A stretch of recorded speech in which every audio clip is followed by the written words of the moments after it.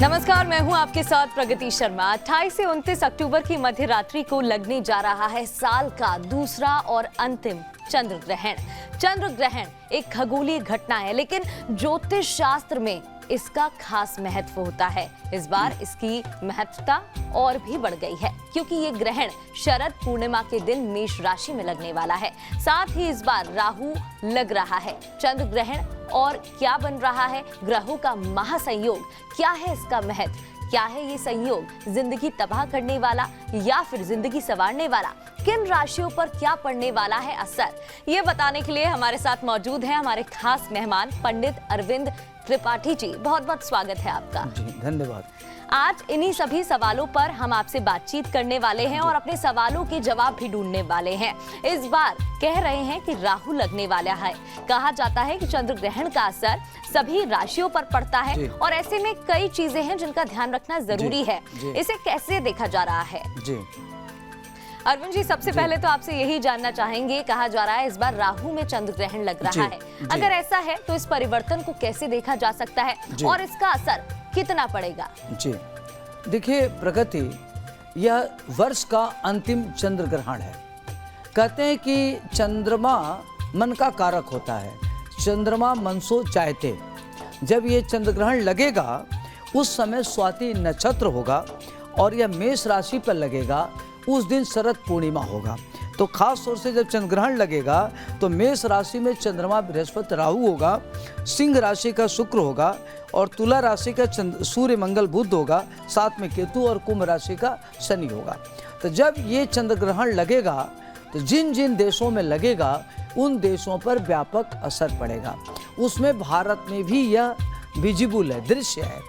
तो कहते हैं कि जब चंद्र ग्रहण लगता है तो चंद्रमा मन का कारक होता है और शरीर 80% शरीर में जल होता है, तो पूरे प्रकृति में इसका जबरदस्त प्रभाव पड़ता है।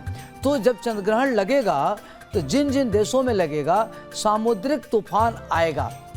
मन को नियंत्रण में रखने की जरूरत है। सामुद्रिक दुर्घटना होगा और भूस्खलन होगा। पूरे राष्ट्रीय अंतर्राष्ट्रीय स्तर पर उथल पुथल होगा।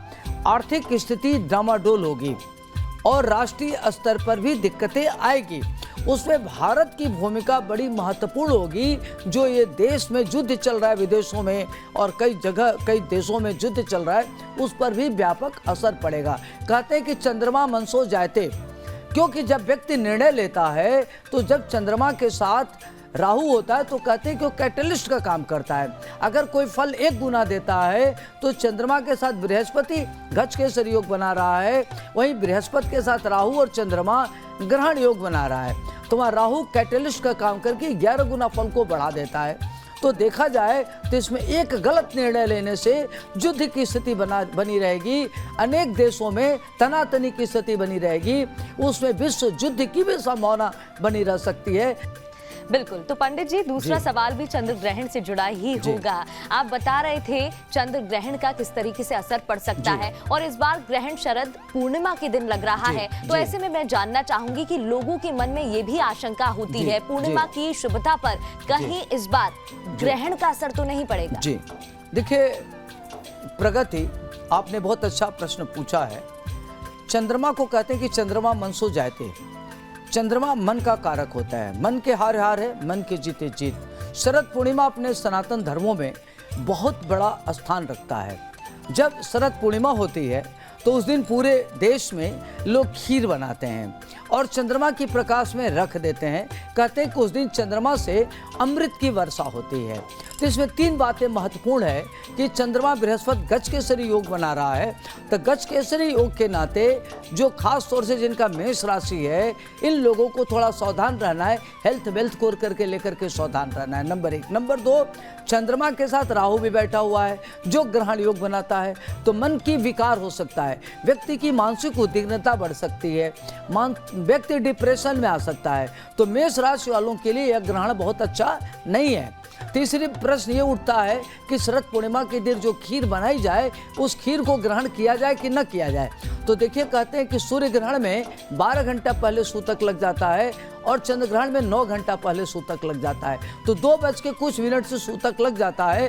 तो पूरे अपने समस्त दर्शकों से मेरा आग्रह है कि आप सूतक लगने के पूर्व तुलसी दल तोड़ लें, और जब आप खीर बनाते हैं तो चंद्रमा के प्रकाश में रख करके और खीर में तुलसी दल डाल दें।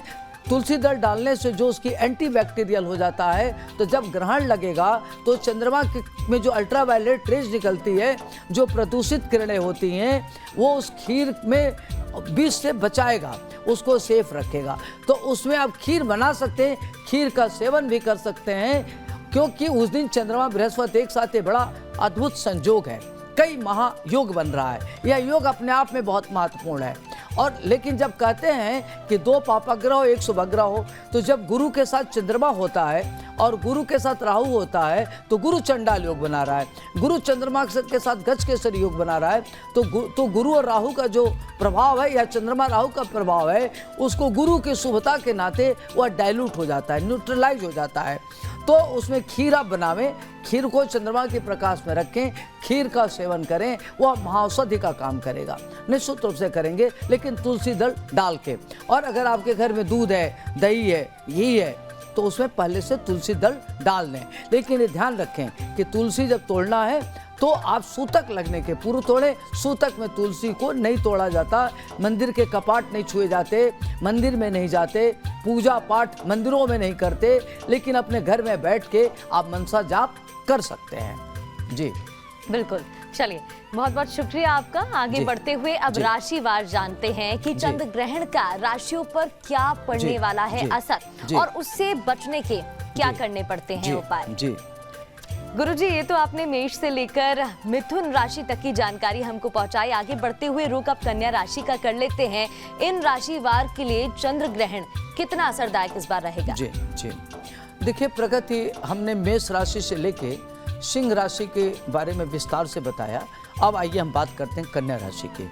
जो कन्या राशि की जातक हैं, आज आपको ध्यान रखना है कि आपके रोग और शत्रु बढ़ सकते हैं, षड्यंत्रकारी आपके खिलाफ षड्यंत्र कर सकते हैं, आपके कर्जे बढ़ सकते हैं, और आप बेवजह गलत निर्णय के नाते पेचीदे में फंस सकते हैं। तो आपको इन सब चीज़ों के लेके परेशानी न हो, इसलिए आप प्रथम पूज्य भगवान गणपति की आराधना करें। गंग गणपते नमः, गौरी पुत्राय श्री गणेशाय नमः, भालचंद्राय नमः, विकटाय नमः, और भगवान श्री गणेश को पंचमेवा का खीर अर्पित करें या उनको दुर्वा अर्पित करें, जिससे आपको ग्रहण काल में कोई परेशानी ना आवे।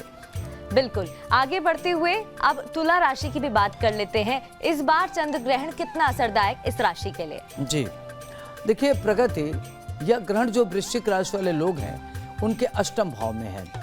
तो 8वां भाव में व्यक्ति को ध्यान रखना है कि उनको चोट चपेट न लगे, उनको रोग और शत्रु से बचना चाहिए और कर्जों से बचना चाहिए, और उनकी परेशानी न बढ़े, और अपने को थोड़ा सा ध्यान रखना है कि हेल्थ वेल्थ को लेकर के ध्यान रखना है। विरोधी सक्रिय हो सकते हैं, अगर आप कोई प्रॉपर्टी खरीदते हैं तो विवादों में फंस सकता है, आपकी लव लाइफ गड़बड़ हो सकती है। तो ये सब चीज़ें आपके गड़बड़ न हो, इसके लिए आपको क्या करना है कि हनुमान जी की आराधना करें, सुंदरकांड का पाठ करें, या चमेली के तेल और सिंदूर मिला करके हनुमान जी के पैरों पर लेप करें, ताकि आपके लिए शुभ हो। बिल्कुल। चलिए आगे बढ़ते हुए गुरुजी आपसे जानना चाहेंगे अन्य राशियों के बारे में भी। जी प्रगति, अभी तक तो हम लोगों ने बात कर लिया मेष राशि से लेके वृश्चिक राशि तक। अब हम बात करेंगे आगे धनु, मकर, कुंभ, मीन की। तो आइए बात करते हैं कि धनु राशि वाले जातकों के लिए यह ग्रहण कैसा रहेगा। तो जो धनु राशि के लोग हैं उनका भाग्य साथ देगा, भाग्य से उनकी प्रगति होगी, जमीन जायदाद खरीद लेंगे, पारिवारिक की स्थिति अच्छी होगी, माता पिता का सुख मिलेगा, उनका प्रेम संबंध बहुत अच्छा होगा, और अगर वो किसी नौकरी के लिए एफर्ट कर रहे हैं तो उसमें उनको सफलता मिलेगी, शेयर ट्रेडिंग से लाभ मिलेगा, विदेश जा सकते हैं, आध्यात्मिक विकास होगा, आपकी और प्रगति हो। आप विष्णु सहस्त्र नाम का पाठ करें, श्री सूक्त का पाठ करना अच्छा रहेगा आपके लिए। ओम सोम सुमाय नमः मंत्र का जप करें, और गाय को क्या करें कि दाल भरी पूड़ी खिलावें। अब आइए हम बात करते हैं मकर राशि की। तो जो मकर राशि के जातक हैं उनके पिता से थोड़ा वैचारिक मतभेद हो सकता है। जहां आप नौकरी करते हैं, अधीनस्थ और उच्चस्थ लोगों से आपकी बात विवाद हो सकती है।